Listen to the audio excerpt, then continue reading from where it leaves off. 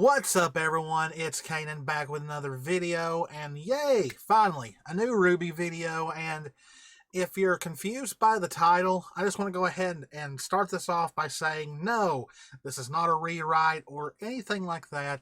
I was just asked by a mutual friend this very interesting question, a very interesting question to ask me of all people, and that was, is there anything you would change about Bumbleby? Now, I did ask Jess if she wanted to take part in this, but Jess is a little tired, plus she's cooking dinner and all that right now, so she said just to go ahead and record myself, and because this is not going to be a very, very long video. If you guys want to, you can kind of see it maybe as a precursor to our Bumbleby live stream, which we're still planning to have this month. I'm off this weekend, so I am going to try my best to not be lazy and to get some stuff ready for that. We've still got to even test to see if live stream will work. But as always, if you enjoy our content, please hit the subscribe button, hit the notification bell, click that like button, leave a comment, and all that good stuff. Okay, so right off the bat, I want to state that in previous videos, I have said that I love Bumblebee's development, I love their story, and that still stands to this day. But that doesn't mean there's some things that I wish were a little bit different. Now, volumes 4 through 9, I wouldn't change a thing. I am happy with how that goes. Blake and Yang needed that time away to grow as people. That way, by the time they got back together, they would know how they felt about each other, and then they could continue that recovery process to eventually confessing to each other in Volume 9. But those early volumes, Volumes 1 through 3, it's no question that the majority of the Ruby fandom see Volumes 1 through 3 as some of the weaker parts of the series. Volume 3, though, is, to a lot of people, a pretty good high point in that early Beacon era. I do think Blake and Yang's interactions could have been handled differently, though you got to remember, at that point in time, LGBT content in animation was still a little bit in its infancy in kind of a way. You know, I believe, like, even by the time Volume 3 was out, Legend of Korra had not ended yet, I think. I think Korra ended in 14 or 15. I can't remember off the top of my head. But there, like, a lot of companies at that time were still kind of... They were kind of trepidatious, like they wanted to put it in, but they knew that they would be constrained by networks and things like that. That's why a lot of series did not do like confessions and kisses until the finale of a series, because that way it wouldn't get banned in other countries, and that way you could, you know, so they could make their money on air and ratings and stuff like that. That's kind of the gist of it. But, you know, it's even like a part in Volume 2 that I'll talk about with Yang tying a cherry stem with her tongue and showing it off to Blake. Yeah, that confirmed was supposed to be in the show, but Rooster Teeth took it out because it was considered too risque for the time. So, yes, Volumes 4 through 9... no change. I am happy with those volumes. Was Volumes 4 through 5 very fun to watch as they aired with the girls being separated? Not exactly, but I still think Volume 4 to this day is some of the best that Ruby has ever done, because they told 4 separate stories all within one volume, and it came off very nice. Was there a whole lot of action in it? No. But the storytelling in it was very well done, and the pace, I think, was very well done.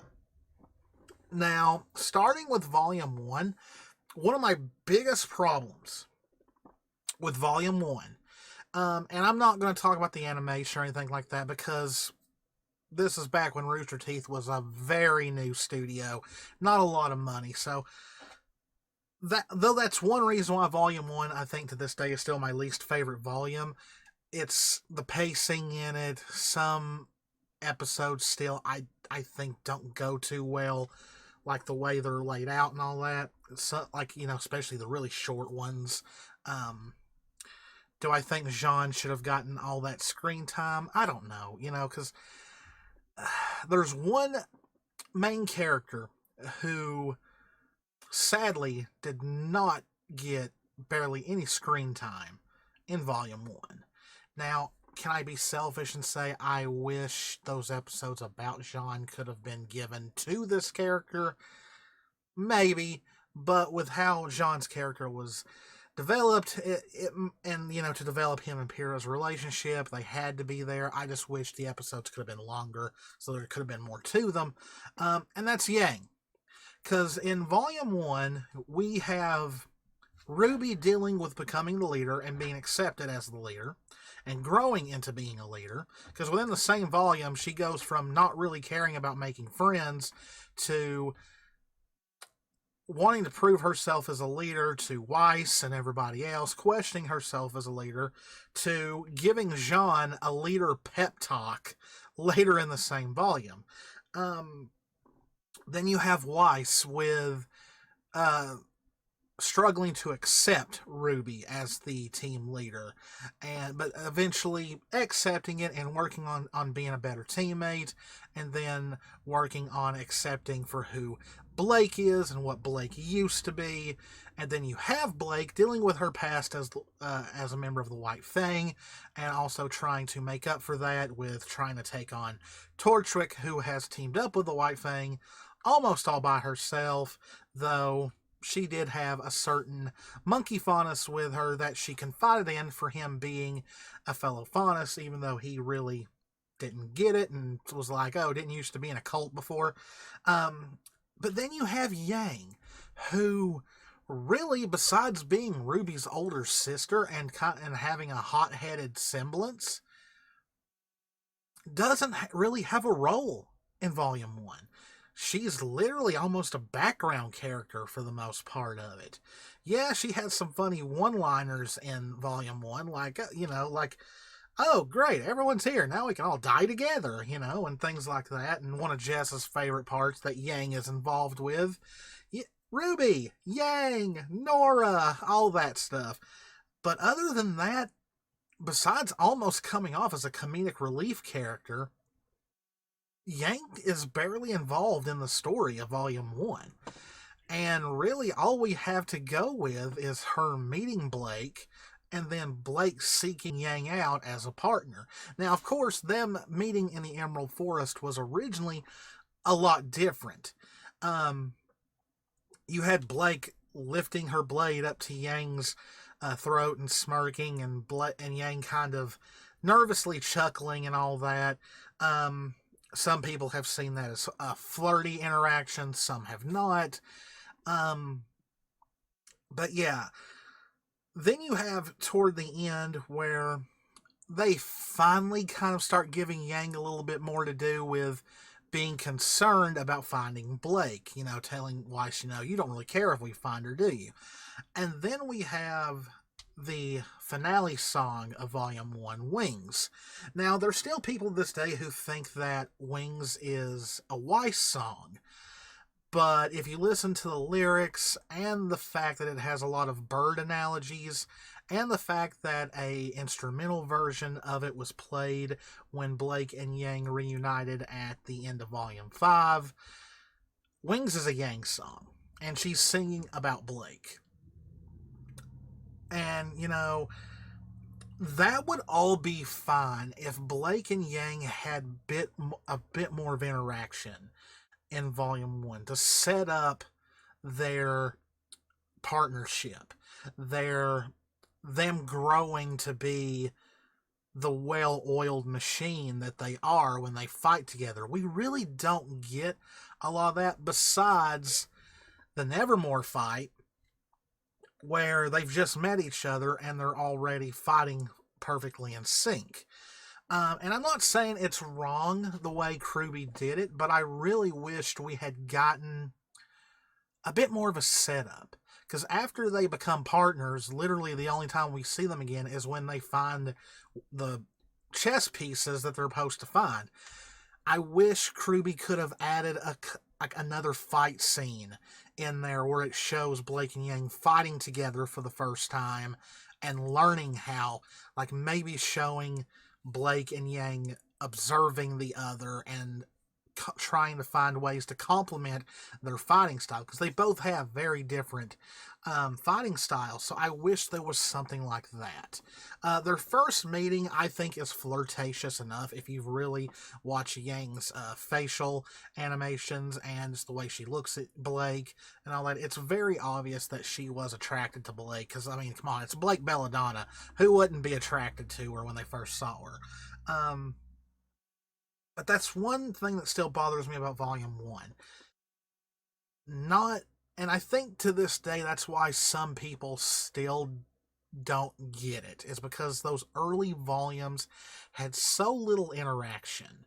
And Volume 1 is very guilty of that. I will admit that Blake opening up to Sun so soon after only knowing him for a few days, but he's a fellow faunus. She thinks that he is going to understand her, which that's another plot that runs through for a while, is, you know, Sun just not really understanding Blake for the longest time, and not confiding in her teammate, her partner, who, yes, is a human, and who she's probably only, you know, the time frame in Volume 1 is still not very cohesive. Like, we don't know how long the end of Volume 1 takes place from the beginning of Volume 1. If it has been stated somewhere, I've missed it all these years.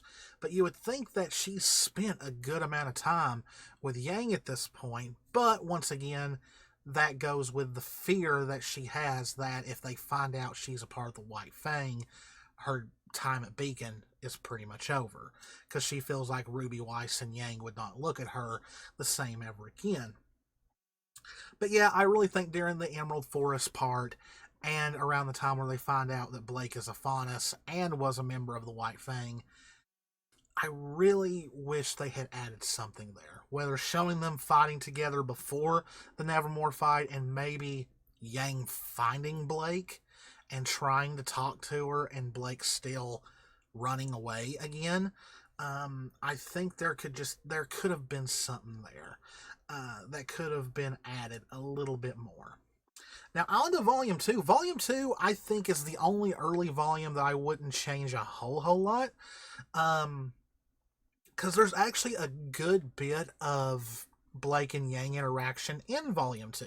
Because finally in Volume 2, they're like, let's finally give Yang some backstory. Let's give her a reason for being here besides just being a fun-loving thrill seeker. You know, we have the stuff at the beginning of Volume 2 with her kind of flirtily being nosy, asking Blake what she's doing, and, you know, and Blake's like, oh, just looking at notes from class. I kind of like what Ice Queendom added with the whole, oh, you're looking at something else, aren't you? Let me read it later, you know, and stuff like that. I think Ice Queendom in some cases did do a little bit more for Bumbleby than the early volumes did. But yeah, you know, you've got Yang with the cherry. She's supposed to tie a cherry in a knot with her tongue, take it out, and show Blake. And if you watch Volume 2, the animation is still there of her taking it out of her mouth. There's just no cherry stem. And yes, they did say that they took it out because they thought it would be too risque. Then, of course, we have burning the candle. Would not change anything about that. I think really that is probably the genesis of their eventual romantic relationship, because it's such, at that time, I'm thinking off the top of my head, I might be wrong, but besides some of the talks that Ruby had with Ozpin and maybe the talk that Weiss had with Port, that might be actually one of the very first, like, real heart-to-heart moments between two characters in Ruby, and it was chosen for Blake and Yang. Then, of course, once again, we've got Blake actually taking what Yang says to heart, and we've got Yang being very flirtatious, winking, telling her that she'll save her a dance. She doesn't ask for her first dance, she just asks for a dance. Now, of course, yes, Blake goes with Sun, though she says they're technically going together. Now, I want to tell you right now, your date says that at the beginning of your date, that's not a good sign. That's never a good thing to hear. But she gives Yang her first dance. Now, of course, this is the biggest thing that I would change in Volume 2, and that is let us see the full dance. Let's see them looking into each other's eyes while they're dancing. This could be like where it started. Show that maybe Blake does have a thing for Yang. Because it's kind of, I think, in a way, Yang may have been attracted first. But Yang being how she is, she kept it to herself. Because, she's scared about it even as Volume 9 is taking part. Nonsuch did a great comic about this, about how after they dance together, that Yang is, while she's standing there watching, and Blake laughs at what Sun says, but then looks back at Yang. It shows Yang blushing and her eyes kind of dilating a little bit. So I think that would have been one of the perfect moments to really drive home that there may already be something developing between these two. That would make Volume 3, I think, even more heartbreaking with their story. That we see this innocent, almost innocent, school love story starring here with these two women that are partners, are friends, but this one dance, this one night, started changing everything. It would have given the dance arc a little bit more importance than a lot of people give it. A lot of people do not like the dance arc whatsoever. They say it was pointless. Though it did also drive Arcos a little bit as well. And it killed Iceberg. But so that's, like I said, that's the biggest thing that I would change. Mountain View, I don't think there's much there I would change, because like the talk they have together at the campfire was pretty good already on its own. Plus Weiss is involved in that talk as well, so you really couldn't have them have one of those moments with Weiss there, unless Weiss fell asleep, or Weiss, being the ever-suffering Weiss that we've all turned her into, could have still been awake and still hearing all this, and could have, like, twitched or something at two of them being corny flirts or something like that. Maybe something like that, like them thinking that Weiss is asleep, and Yang try to flirt with Blake, and Blake, Blake being at that time still guarded like she is, kind of be like, in your dreams or something like that, and Weiss just be like, ugh. So that's, like I said, that's the only two things right there I'd probably change. More with the dance, and maybe a little flirtation while they're talking in Mountain View. Now, 3, there's so much main story in 3 that it's kind of hard to really put anything else where it would fit, in a way. The only parts I can really think of that are already there is maybe more of Blake cheering Yang on. Like, instead of just cheering for her when she won, maybe show Blake cheering for Yang during the entire fight with Mercury. The part where Blake doesn't believe Yang at first, I think is already fine the way it is. Maybe before they leave, it may already be there. It's been a while since I've watched Volume 3, but maybe before Blake leaves, she looks back at Yang a little bit more. Or maybe instead of Blake, it's kind of weird because we wouldn't have got the whole coffee tea scene, but maybe before she left, she told Ruby and Weiss, I'll be there in a sec. Give me a second. She looks at Yang just sitting there, and maybe something happens off screen. I know that's cheap. There's already too much off screen as it is, but according to the original run of Ruby DC comics that takes place around Volume 4 and a little bit of 5, it's hinted that a lot bit more went on in Beacon than were shown on screen.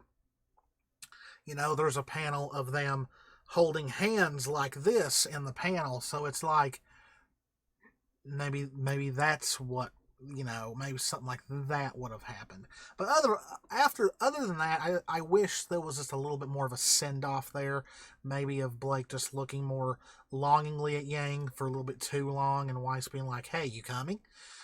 Something like that. So then, of course, we have the confrontation with Adam, which, once again, I don't think I would change too much. I would still keep in the "I'll destroy everything you love," starting with her.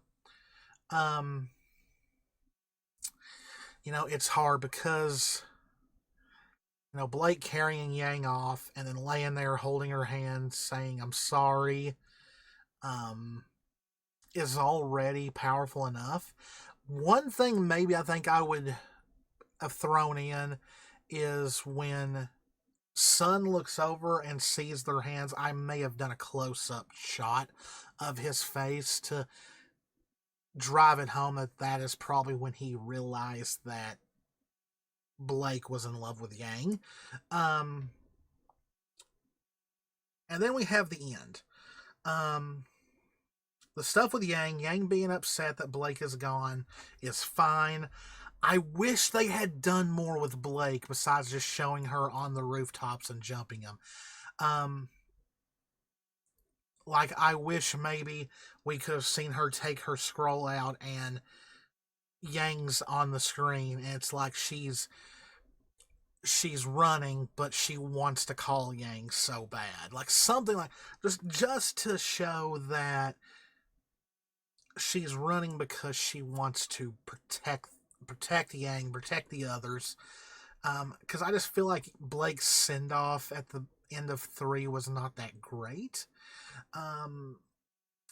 But after that, that's about all you could really add. You could always add something cute, like during the eating the ramen noodles scene, but Yang was sitting on the far, like, Yang and Blake weren't even sitting next to each other in that scene. So, and even back to Volume 2 when they fought Roman in the mech, the robot, there's some stuff maybe you could add there as well, but it's already fine the way it is, I think. Like, even though Blake knows about Yang's semblance, she was still very concerned when Yang got hit, so I think I would leave that alone.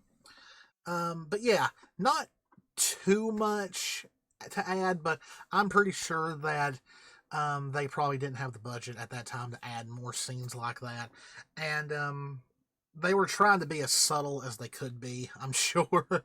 But I just still wish that the early volumes, 1 through 3, could have been a little bit more direct in where they planned to go eventually.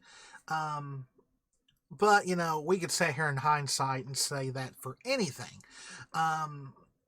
We'll never know exactly how, because, like, Blake and Yang's relationship could have went 100% different. Like, they could have had a completely different idea for how their romance would play out. And the way we saw it go on screen was what they finally chose on. Because, like they even said, even though Blake and Yang falling in love was always planned, they didn't know exactly how they were going to do it or when. So I think the original volumes being a little bit more of an innocent time kind of goes with that, because they're kids, they're still figuring themselves out, and love is definitely something that you don't really 100% understand at that young of age. Because you go through so many changes as you age that you're 9 times out of 10 not the same person you were as a teenager. And I think Blake is Yang's first real romance. I don't think Yang's ever dated. As confident, as gorgeous as she is, as much of a party girl she originally was, I just get this feeling that Yang has never let someone get that close. It's very obvious in the confession that this is something new for her. So Yang just, like, she could be flirty, but she could only be a certain type of flirty. When it came to actual flirting for someone she likes, she's a total mess. Blake obviously definitely has a bit more experience in it, but in those early volumes, she was so guarded that showing any kind of romantic interest that was any deeper than a crush was hard for her. And while she may have had a small crush on Sun, it was obviously just a high school crush that never really went anywhere. Whereas with Yang, she really saw that she found someone that got her, that made her feel, like she was in the light again. And I think that's really what makes Bumblebee's story so beautiful, is their story together, how much these two characters have changed since they first met till now. And yeah, that's all I've got, guys. I know it wasn't something super in depth, but I didn't want to go super in depth because I'm gonna leave that for the live stream. Plus, I want to get this up ASAP, so it'll be ready to go up when I want it to. And I'm tired and I'm hungry, so I'm going to leave you there. I hope you enjoyed it. If you did, please hit that subscribe button, hit the notification bell, click that like button, leave a comment. As always, guys, this is Canaan. Me and Jess love you all very, very much. Stay safe out there. Take care of yourselves, and I will see you in the next one. See ya.